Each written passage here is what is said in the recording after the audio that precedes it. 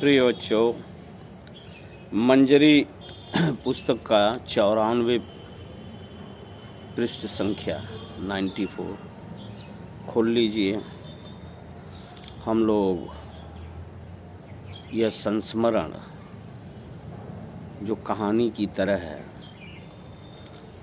Doctor Dharmveer Bharti का लिखा हुआ पढ़ रहे हैं। ऊपर देखिए पहला पैराग्राफ कि माँ ने आंसू भरकर गले लगा लिया। पिता मुस्कुराते रहे, कुछ बोले नहीं।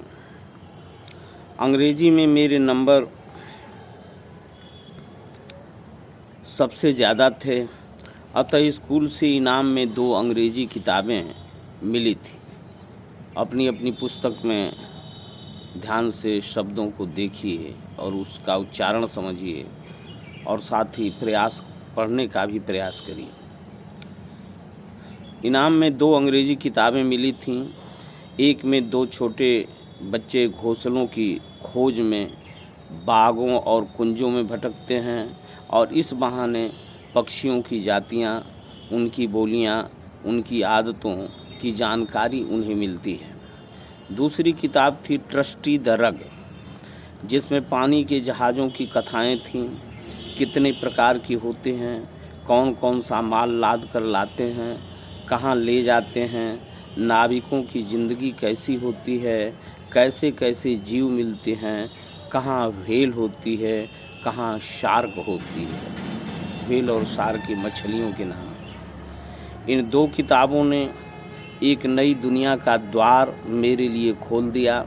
पक्षियों से भरा आकाश और रहस्यों से भरा समुद्र।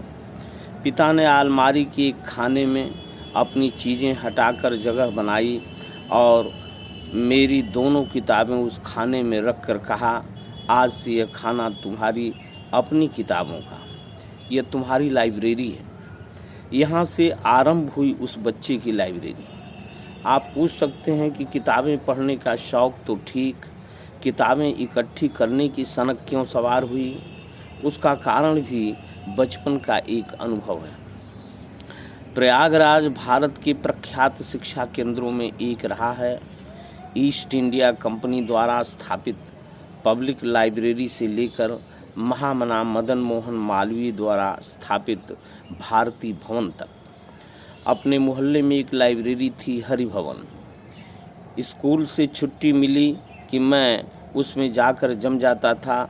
पिता दिवंगत हो चुके थे, लाइब्रेरी का चंदा चुकाने का पैसा नहीं था, अतः वहीं बैठकर किताबें निकलवा कर पढ़ता रहता था। अपने छोटे से हरि भवन में खूब उपन्यास थे। वहीं परिचय हुआ बंकिम चंद्र चट्टोपाध्याय की दुर्गेश नंदिनी, कपाल कुंडला और आनंद मठ से, टॉलस्टॉय की अन्ना करेनिना, विक्टर ह्यूगो का पेरिस का कुबड़ा, गोर्की की मदर और सबसे मनोरंजक सरवा रीज का विचित्र वीर यानी डॉन क्विक्सोट।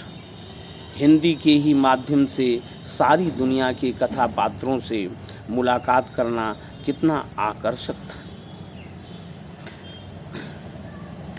लाइब्रेरी खुलते ही पहुंच जाता और जब लाइब्रेरियन शुक्ल जी कहते कि बच्चा अब उठो, पुस्तकालय बंद करना है, तब बड़ी अनिच्छा से उठता। जिस दिन कोई उपन्यास अधूरा छूट जाता, उस दिन मन में कसक होती कि काश इतने पैसे होते कि सदस्य बनकर किताब इश्यू करा लाता, या काश इस किताब को खरीद पाता तो घर में रखता। 1 बार पढ़ता, 2 बार पढ़ता, बार बार पढ़ता, पर जानता था कि यह सपना ही रहेगा, भला कैसे पूरा हो पाएगा। पिता के देहावसान यानी स्वर्गवास के बाद तो आर्थिक संकट इतना बढ़ गया कि पूछिए मत।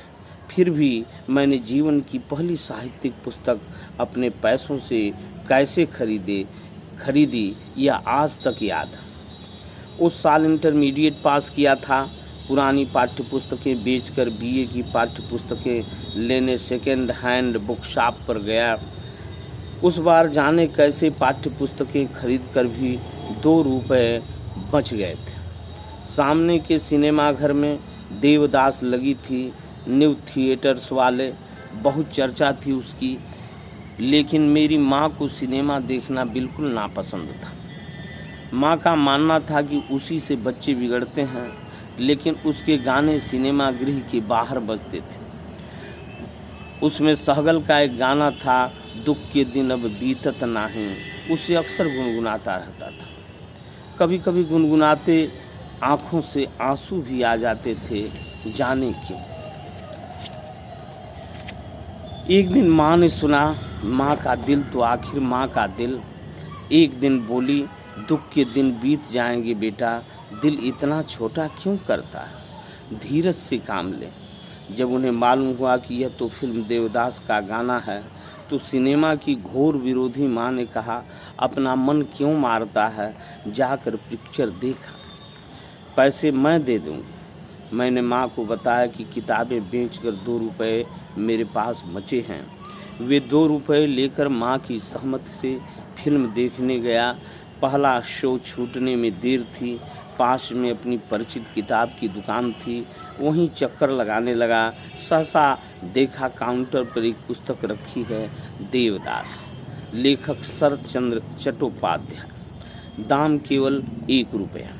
मैंने पुस्तक उठाकर उल्टी पलटी तो पुस्तक विक्रेता बोला, तुम विद्यार्थी हो, यहीं अपनी पुस्तकें बेचते हो, हमारे पुराने ग्राहक हो, तुमसे अपना कमीशन नहीं लूँगा, केवल 10 आने में यह किताब दे दूँगा। मेरा मन पलट गया। कौन देखे 1.5 रुपए में पिक्चर, 10 आने में देवदास खरीदी। जल्दी जल्दी घर लौट आया और 2 रुपए में से बचे 1 रुपया 6 आना माँ के हाथ पर रख दी। अरे तुम लौटा कैसे आया, पिक्चर नहीं देखी? माँ ने पूछा। नहीं माँ, फिल्म नहीं देखी, यह किताब ले आया, देखो। माँ की आंखों में आंसू आ गए। खुशी के थे या दुख के, यह नहीं मालूम। वह मेरे अपने पैसों से खरीदी मेरी अपनी निजी लाइब्रेरी की पहली किताब थी।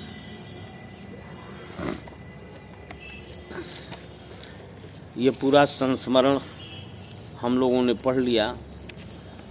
मैं आशा करता हूँ कि आप लोगों ने होमवर्क में सारे पाठों के सभी प्रश्नों का उत्तर लिख लिया होगा, अथवा लिख रहे होंगे, याद कर रहे होंगे।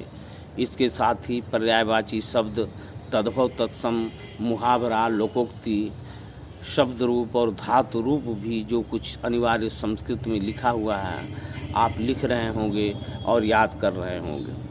अब इस पाठ का कि मैंने पहली पुस्तक खरीदी, इसका शब्दार्थ पृष्ठ संख्या 96 पर लिख लीजिए।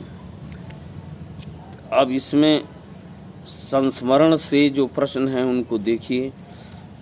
प्रश्न नंबर 1, बचपन में लेखक के घर कौन कौन सी पत्रिकाएं आती थी?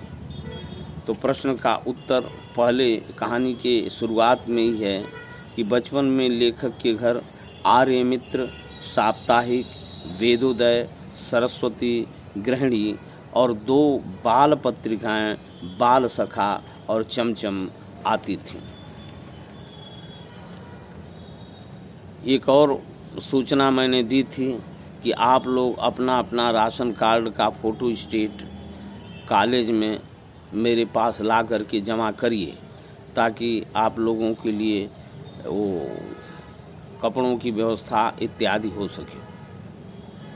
अपना अपना राशन कार्ड का फ़ोटो स्टेट, जो राशन कार्ड कंप्यूटर से निकला है, वो कृपया सोमवार को कक्षा में आकर के क्लास टीचर को जमा करें। प्रश्न नंबर 2, बचपन में लेखक को स्वामी दयानंद जी की जीवनी क्यों पसंद थी? बचपन में लेखक को स्वामी दयानंद सरस्वती की जीवनी इसलिए परिचित थी कि वो बड़ी रोचक शैली में लिखी हुई थी, अनेक चित्रों से सुसज्जित थी और तत्कालीन पाखंडों के विरुद्ध अदम्य साहस दिखाने वाले अदम्य साहस स्वामी जी का दिखाया गया था, इसलिए खरीदी। प्रश्न नंबर 3, लेखक को अंग्रेजी में सबसे अधिक अंक पाने के बाद उपहार में कौन कौन सी 2 पुस्तकें मिली थी और उनसे लेखक को क्या जानकारी प्राप्त हुई।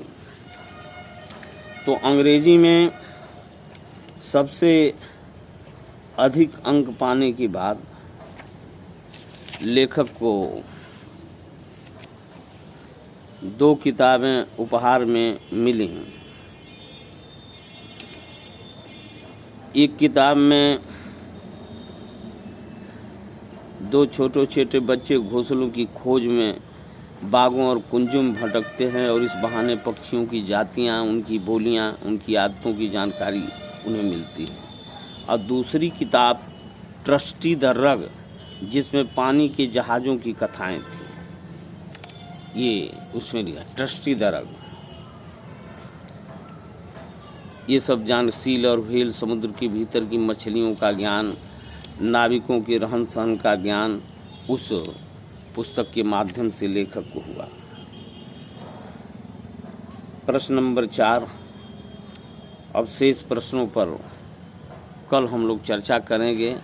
मैं आशा करता हूं कि आप लोग खूब मन लगाकर घर में होमवर्क कर रहे होंगे, हर पाठ के प्रश्नों के उत्तरों को लिख रहे होंगे, साथ में ये पर्यायवाची शब्द, मुहावरा और लोकोक्ति, तद्भव, तत्सम, विलोम शब्द इत्यादि, और साथ में भारत के महान व्यक्तित्व नामक पुस्तक में बड़े बड़े महापुरुषों की जीवनियाँ उनको भी पढ़ रहे होंगे, क्योंकि ये निश्चित है कि परीक्षा अपने समय पर होगी, इसलिए तैयारी बेहद आवश्यक है। खूब मन लगाकर पढ़िए, खूब पढ़िए।